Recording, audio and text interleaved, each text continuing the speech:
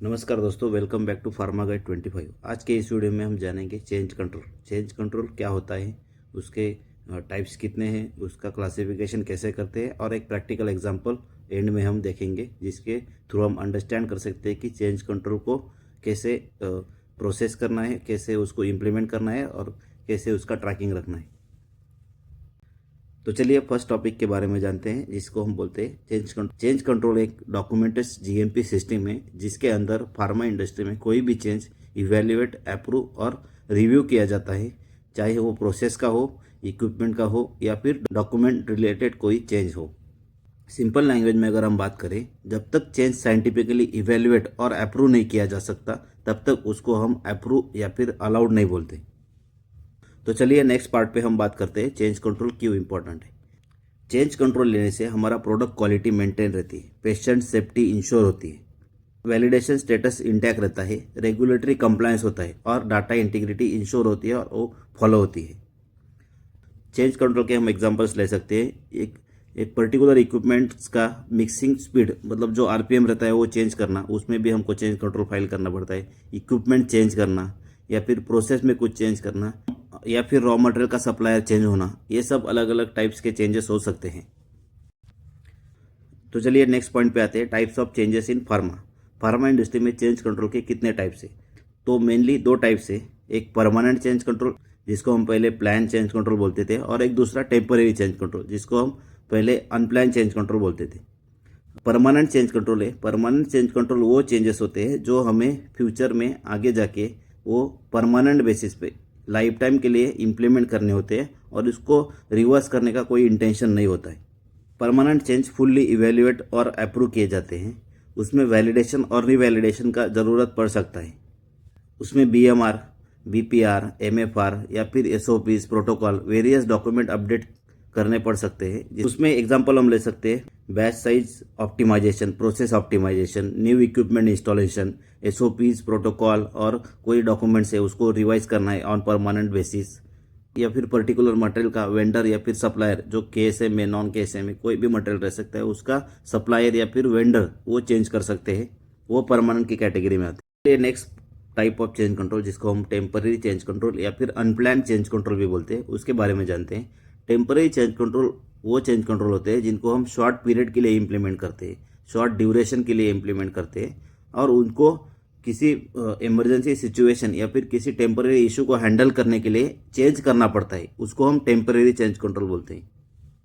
उसमें की पॉइंट्स ये रहते हैं कि वो टाइम बाउंडेड रहते हैं, कितने दिन में और कितने समय तक उसको क्लोज करना है वो उसमें डिफाइन होता है। उसमें क्यूए का अप्रूवल मैंडेटरी है, उसमें जस्टिफिकेशन भी मैंडेटरी कि क्यों हम टेम्पररी चेंज कर रहे हैं, क्यों हम उस अप्रूव्ड प्रोसीजर को क्यों हम चेंज कर रहे हैं और किस वजह से चेंज कर रहे हैं, वो उसमें डिफाइन करना चाहिए। उसके बाद उसमें एंड डेट, जो भी हमारा कंप्लीशन डेट है, वो पर्टिकुलरली डिफाइन होना चाहिए कि हम कितने दिन में ये टास्क को क्लोज कर सकते हैं और क्लोज करने वाले हैं। अगर हम कुछ एग्जांपल्स के बारे में बात करें, तो एक इक्विपमेंट्स हमारा ब्रेकडाउन आया, तो उसकी जगह पर हम टेम्पररी दूसरा इक्विपमेंट यूज़ कर सकते हैं, तो उसको अब टेम्पररी चेंज कंट्रोल लेते हैं और उसको डिफाइन करते हैं कि हम कितना बैच तक, कितना प्रोसेस के लिए वो पर्टिकुलर अलग इक्विपमेंट्स यूज़ करने वाले हैं। दूसरा, उसमें अगर स्टोरेज कंडीशन में कुछ ब्रेकडाउन आता है, अगर एचवीएसी या फिर एएचयू सिस्टम फेल होता है और स्टोरेज कंडीशन प्रॉपर नहीं मिलता है, तो हम वो शिफ्ट करके दूसरा जगह पर स्टोर कर सकते हैं जिधर हमारा टेम्परेचर अचीव हो रहा है, जिधर हमारा अल्टरनेट रिक्वायरमेंट्स है वो फुलफिल हो रहा है, तो उसको भी हम शॉर्ट पीरियड के लिए लेते हैं और उसमें डिफाइन करते हैं कि हमारा प्रॉब्लम क्या है और हम उसको कैसे फेस करेंगे। और दूसरा, उसमें टेम्परेरी रॉ मटेरियल का सप्लायर चेंज करना है। अगर हमारे पास जो परमानेंट वेंडर है उसका सप्लाई नहीं है, वो मटेरियल नहीं दे रहा है, तो हमको मैन्युफैक्चरिंग तो करना पड़ेगा, तो हम क्या करते हैं, टेम्परेरी रॉ मटेरियल का सप्लायर चेंज करते हैं एक दो बैच के लिए या फिर वो शॉर्ट पीरियड के लिए, कि जब तक हमारा परमानेंट वाला वेंडर मटेरियल अप्रूव करके ना दे, तब तक हम शॉर्ट पीरियड के लिए, नंबर ऑफ बैचेस के लिए, नंबर ऑफ टाइम पीरियड के लिए, तो वो टेम्परेरी चेंज कंट्रोल के अंदर आता है। दूसरा, अगर हमारा ऑटोमेशन है, जिधर हम पीएलसी, स्काडा ये सब सिस्टम यूज़ कर सकते हैं, ये सब सिस्टम्स यूज़ करते हैं, वहाँ अगर फेल्यूर है तो हम परमानेंट ना जाके उसको हम टेम्परेरी पे रिजॉल्व करते हैं कि ये हमारा इशू इतना दिन में रिजॉल्व होना चाहिए, और उसकी जगह पर हम मैनुअल कंट्रोल्स इम्प्लीमेंट करेंगे, उसको भी हम टेम्परेरी चेंज कंट्रोल के अंदर डिफाइन करते हैं। अगर हमको बैच साइज चेंज करना है for a short period of time और पर पर्टिकुलर बैच, तो वो भी हम टेम्परेरी चेंज कंट्रोल में उसको ट्रैक करते हैं और उसको इम्प्लीमेंट करते हैं। तो चलिए, हमने चेंज कंट्रोल के टाइप्स तो समझ लिए, अब उसमें क्लासिफिकेशन समझते हैं कि चेंज कंट्रोल को कौन से क्लास में डिफाइन किया जाता है। एक होता है मेजर और दूसरा होता है माइनर। मेजर चेंज यानी कि वो चेंज जिसमें प्रोडक्ट क्वालिटी और पेशेंट सेफ्टी पे डायरेक्ट इम्पैक्ट हो, अगर उसको हम मेजर चेंज बोलते हैं। मेजर चेंज में अलग अलग एग्जांपल्स हो सकते हैं, हम कुछ एग्जांपल्स के बारे में बात करेंगे। मेजर चेंज में अगर हमारा मैन्युफैक्चरिंग प्रोसेस चेंज हो रहा है तो वो एक मेजर चेंज है। अगर हमारा सप्लायर का केएसएम या फिर कोई की स्टार्टिंग मटेरियल या फिर नॉन की स्टार्टिंग मटेरियल चेंज हो रहा है तो वो भी एक मेजर चेंज है। दूसरा, अगर हम इक्विपमेंट चेंज कर रहे हैं, कोई भी मेजर मैन्युफैक्चरिंग इक्विपमेंट हम चेंज कर रहे हैं तो वो भी मेजर पार्ट में आता है।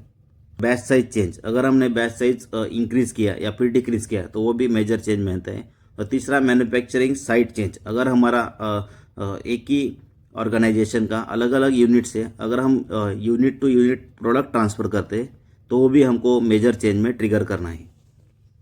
मेजर चेंज में रिस्क असेसमेंट एंड रीवैलिडेशन रिक्वायर्ड होता है। अगर हमारे प्रोसेस पे इम्पैक्ट ज़्यादा हो रहा है तो हमको प्रोसेस का वैलिडेशन करना पड़ेगा और उस चेंज के अंदर क्या क्या रिस्क है वो आइडेंटिफाई करके उसको मिटिगेट करना पड़ेगा। तो चलिए, अब नेक्स्ट माइनर चेंज के बारे में जानते हैं कि माइनर चेंज आखिर में क्या होता है। माइनर चेंज का impact product quality, patient safety पे मिनिमम होता है, मतलब हो सकते हैं no impact on product quality and patient safety. जैसे कि अगर हमारा प्रोसीजरल चेंजेस करना है, एसओपी का फॉर्मेट है उसको हमको रीडिज़ाइन करना है, मतलब हेडर फुटर या फिर अंदर के बॉडी टेक्स्ट में अगर कुछ हमको करेक्शन करना है, कुछ हमको एडिशनल डालना है तो उसका प्रोडक्ट क्वालिटी और पेशेंट सेफ्टी पे कुछ भी इम्पैक्ट नहीं होता है। दूसरा, हमको लेबल में कुछ प्रॉब्लम है तो उसको हमको मॉडिफाई करना है, उसमें कुछ एडिशन डिलेशन करने हैं तो वो भी प्रोडक्ट क्वालिटी पे कुछ इम्पैक्ट नहीं करते। माइनर चेंज में रीवैलिडेशन और रिस्क असेसमेंट या फिर इम्पैक्ट असेसमेंट का ज़रूरत नहीं रहता है, वो हम मैनुअली और बाय जस्टिफिकेशन हम उसको डिफाइन और उसको इवेल्युएट कर सकते हैं कि हमको रिस्क असेसमेंट क्यों ज़रूरी नहीं है और रीवैलिडेशन क्यों नहीं कर सकते। हमने चेंज कंट्रोल के टाइप्स, उसके क्लासिफिकेशंस को समझ लिया। अब हम change control initiation to closure कैसे हम उसको फॉलो करते हैं, कौन सा प्रोसीजर रहता है, वो हम स्टेप बाय स्टेप समझेंगे। तो पहला है चेंज कंट्रोल इनिशिएशन। तो सबसे पहले चेंज कंट्रोल का इनिशिएशन एक रिक्वेस्ट बनता है कि हमको चेंज में क्या करना है, क्या चेंज करना है। तो उसमें हम डिफाइन करते हैं कि एग्जिस्टिंग सिस्टम हमारे पास क्या है, हमको प्रपोज मतलब जो करना है वो क्या है, और उसका जस्टिफिकेशन वो हमको क्यों करना है, और कौन से डिपार्टमेंट के लिए वो इम्प्लीमेंट हो रहा है वो उसमें डिफाइन होता है। चेंज कंट्रोल इनिशिएशन होने के बाद नेक्स्ट स्टेप पे जाता है जिसको बोलते हैं इम्पैक्ट असेसमेंट। कोई भी चेंज कंट्रोल में इम्पैक्ट असेसमेंट कंपलसरी है। उसमें हम चेक करते हैं कि ये चेंज का हमारे प्रोडक्ट क्वालिटी पे, वैलिडेशन पे या फिर पेशेंट सेफ्टी पे, रेगुलेटरी या फिर एनवायरनमेंट पे कौन कौन से पार्ट्स पर हमारा इम्पैक्ट हो रहा है। अगर इम्पैक्ट हो रहा है तो उसको हमको कैसे आगे जाके एड्रेस करना है और कैसे उसको मिटिगेट करना है वो उसमें डिपेंड होता है। उसमें manufacturing, production, QA, QC, safety, उसके बाद माइक्रो, वेयर इंजीनियरिंग, अलग अलग डिपार्टमेंट्स इन्वॉल्व होते हैं। वो उस चेंज का इम्पैक्ट इवेल्युएट करते हैं based on their observations. Impact evaluation होने के बाद हम उसको आगे फॉरवर्ड करते हैं रिस्क असेसमेंट के लिए। उस चेंज में हमको क्या क्या रिस्क है और उसको हम कैसे मिटिगेट कर सकते हैं, उसके लिए हमारे पास क्या क्या एक्शन प्लान है वो उसमें डिफाइंड होता है। रिस्क असेसमेंट के लिए हम फेल्यूर मोड इफेक्ट एनालिसिस जिसको बोलते हैं FMEA, उसके बाद फिश बोन टूल, ये अलग अलग टूल्स यूज़ कर सकते हैं जिसमें हम आइडेंटिफाई करते हैं कि हमको प्रपोज क्या करना है, उसमें कौन कौन से बैरियर्स है और उसको हम कैसे नलीफाई कर सकते हैं, उसको हम कैसे टैकल कर सकते हैं to complete our propose target. Risk assessment में 3 पॉइंट सबसे इंपॉर्टेंट है। पहला होता है सिवियरिटी, दूसरा होता है प्रोबेबिलिटी, तीसरा होता है डिटेक्शन और डिटेक्टेबिलिटी। तो सिवियरिटी मतलब वो पर्टिकुलर प्रोसेस का हमारे पेशेंट पे, हमारे प्रोडक्ट क्वालिटी पे क्या इम्पैक्ट है। वो इम्पैक्ट वो 1 से लेकर 10 के रेंज में, मतलब एक अगर सबसे मिनिमम इम्पैक्ट है तो हम 1 की रेटिंग दे सकते हैं, और बहुत ही ज़्यादा इम्पैक्ट है, सीवियर इम्पैक्ट हो तो उसको 10 की रेटिंग दे सकते हैं। उसके बाद प्रोबेबिलिटी यानी कि उसका चांसेस कितना है, कितना टाइम वो हो सकता है। उसके बाद डिटेक्शन मतलब वो नहीं होना चाहिए, हमारा प्रोडक्ट क्वालिटी, हमारा प्रोडक्ट कंसिस्टेंट आना चाहिए। उसके लिए हमारे पास क्या है, हमारे पास प्रोसीजर से, हमारे पास क्वालिफिकेशन का सब डाटा है, हमारे पास इक्विपमेंट्स वैलिड है, उसके बाद मैन पावर ट्रेन है, वो सब उसमें डिटेक्शन किया हमारे पास एक्चुअल में अभी क्या है। उसके बाद तीनों का मल्टीप्लिकेशन करके एक नंबर आता है जिसको बोलते हैं हम risk priority number, RPN. RPN में severity into detection into probability, SP into D, उसका कैलकुलेशन होने के बाद एक नंबर आता है। उस नंबर पे हम डिसाइड करते हैं कि उसको मिटिगेशन का रिक्वायरमेंट है या नहीं है। रिस्क असेसमेंट के बाद चेंज कंट्रोल नेक्स्ट स्टेप के लिए जाता है जिसको बोलते हैं चेंज कंट्रोल अप्रूवल प्रोसेस। उसमें क्यूए हेड उसको अप्रूव करता है। उसके बाद उसमें नंबर ऑफ टास्क डिफाइन होते हैं कि हमको ये चेंज में क्या क्या इंप्लीमेंट करना है, उसमें क्या क्या रिविजन है, क्या क्या प्रोसीजर से, उसमें कौन से क्राइटेरिया यूज़ करने हैं, क्वालिफिकेशन करना है, वैलिडेशन करना है, नंबर ऑफ थिंग्स उसमें डिफाइन होते हैं। उसके बाद नेक्स्ट स्टेप है चेंज इम्प्लीमेंटेशन, यानी कि अप्रूव्ड चेंज कंट्रोल में जो भी हमने टास्क डिफाइन किए या फिर इम्प्लीमेंटेशन या फिर क्वालिटी एक्शन, वो कुछ भी टास्क डिफाइन किए हैं उसको हम कंप्लीट करते हैं, उसको हम इम्प्लीमेंट करते हैं। और उसके बाद नेक्स्ट स्टेप है इफेक्टिवनेस चेक्स एंड क्लोजर। उसमें हमने चेंज कंट्रोल इनिशिएट किया, उसको रिव्यू किया, उसका इम्पैक्ट असेसमेंट किया, रिस्क असेसमेंट किया, अप्रूवल किया, इम्प्लीमेंट किया, तो वो सब एक्टिविटी कंप्लीट हुआ है। उसका इफेक्टिवनेस क्या है, हमने जो टारगेट दिया था वो हुआ है कि नहीं, उसको हम बोलते हैं इफेक्टिवनेस चेक। उसके बाद ही हम चेंज कंट्रोल को क्लोज करते हैं। अब हम एक प्रैक्टिकल एग्जांपल से समझते हैं कि चेंज कंट्रोल क्यों और कैसे इनिशिएट किया जाता है। और एक सिनेरियो है, हमारा एक प्रोडक्ट है, उसके लिए हमको KSM चेंज करना है। उसमें चेंज करने के लिए अगर हमारा KSM है कि स्टार्टिंग मटेरियल है, उसको चेंज करने के लिए नंबर ऑफ रीजंस हो सकते हैं। पहला, हमारा जो एग्जिस्टिंग सप्लायर है, एग्जिस्टिंग जो वेंडर है वो प्रॉपर सप्लाई नहीं कर रहा है, उसका क्वालिटी में कुछ इशू है, या फिर उसका कॉस्ट ज़्यादा है मटेरियल का, तो हमको कॉस्ट रिडक्शन करना है, कॉस्ट ऑप्टिमाइजेशन करना है। उसका इम्प्योरिटी प्रोफाइल अच्छा नहीं है, अभी जो वेंडर है उसका इम्प्योरिटी प्रोफाइल में कुछ प्रॉब्लम्स है, उसमें इम्प्योरिटी ज़्यादा आता है, प्योरिटी कम है, नंबर ऑफ थिंग्स हो सकते हैं। तो वो सब इम्प्लीमेंट करने के लिए हमको एक चेंज कंट्रोल इनिशिएट करना पड़ेगा जिसको हम बोलते हैं change control for raw material change और KSM चेंज। पहला हमारा चेंज कंट्रोल फॉर्म आएगा, उसमें हम लिखेंगे कि एग्जिस्टिंग में क्या है। हमारा एग्जिस्टिंग वेंडर है एक्स प्रोडक्ट के लिए और वो इतना इतना क्वांटिटी का रॉ मटेरियल सप्लाई करता है और उसका ऐसा क्वालिटी है मटेरियल का। और प्रपोज में हम बोलेंगे कि हमको ये एडिशनल वेंडर डेवलप करना है, हमको न्यू वेंडर का रिक्वायरमेंट है, उसका ये नाम है, वो ये एड्रेस पे मैन्युफैक्चर करता है, उसका मैन्युफैक्चरिंग लाइसेंस है, उसका क्वालिटी अच्छा है, ये सब उसमें डिपेंड करेंगे। और जस्टिफिकेशन में हम लिखेंगे कि उसका क्वालिटी अच्छा है, या फिर कॉस्ट ऑप्टिमाइजेशन है, या फिर इनिशियल वेंडर का सप्लाई का कुछ मटेरियल का इशू है, वो उसमें हम डिफाइन करेंगे और एक चेंज कंट्रोल फॉर्म बनाएंगे। तो नेक्स्ट स्टेप पे हम जाएंगे इम्पैक्ट असेसमेंट। चेंज कंट्रोल लेने से हमारे क्वालिटी पे कुछ इम्पैक्ट होता है क्या? अगर हमारा प्रोडक्ट का इम्प्योरिटी प्रोफाइल चेंज होगा, हमारा फाइनल API प्रोडक्ट का क्वालिटी चेंज हो सकता है, वो उसमें हम डिफाइन करते हैं। दूसरा प्रोसेस इम्पैक्ट, प्रोसेस में अगर रिएक्शन कंडीशन में चेंज होगा। दूसरा यील्ड पर इफेक्ट आ सकता है। रेगुलेटरी इम्पैक्ट, अगर हमने DMF और CTD फाइल किया है तो उस पर इम्पैक्ट आ सकता है। उसके बाद हम नेक्स्ट पॉइंट पे आते हैं रिस्क असेसमेंट।